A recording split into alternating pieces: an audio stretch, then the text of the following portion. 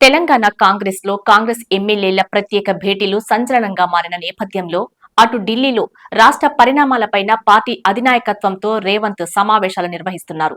ఇదే క్రమంలో పార్టీ ఎమ్మెల్యేల మీటింగ్స్ తో సీఎం రేవంత్ అప్రమత్తమయ్యారు. పార్టీ రాష్ట్ర వ్యవహారాల ఇన్ఛార్జ్ పీసీసీ అధ్యక్షుడితో కలిసి సీఎల్పీ సమావేశం ఏర్పాటు చేశారు. ఎవరికి ఏ సమస్య ఉన్నా తన వద్దకు రావాలని సూచించారు. తాను పీసీసీ చీఫ్ ఎప్పుడు అందుబాటులోనే ఉంటామని చెప్పుకొచ్చారు. ఎవరు గీత దాటవద్దని హెచ్చరించారు.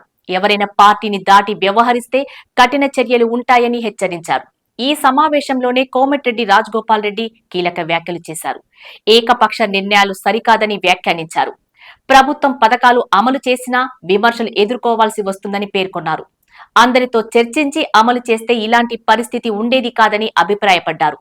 ఏకపక్ష నిర్ణయాలు రైతు రుణమాఫీ కోసం 21,000 కోట్లు వెచ్చించినా విమర్శలు ఎదుర్కోవాల్సి వచ్చిందని రాజగోపాల్ రెడ్డి వ్యాఖ్యానించారు. రైతు భరోసాను పటిష్టంగా అమలు చేస్తే సరిపోయేదనే అభిప్రాయం వ్యక్తం చేశారు. ఆర్థిక పరిస్థితి గురించి ప్రజలకు వాస్తవాలు చెప్పాల్సిందని పేర్కొన్నారు.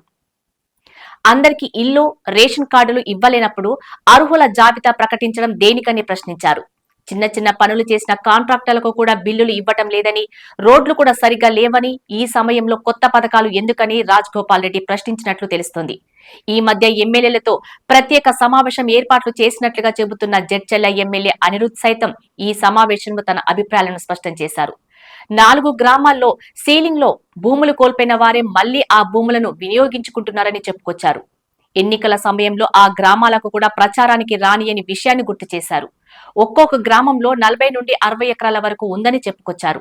ఈ భూములను స్వాధీనం చేసుకుని అర్హులకు ఇవ్వాలని కోరినా పట్టించుకోవటం లేదని అనిరుద్ వ్యాఖ్యానించినట్లు సమాచారం.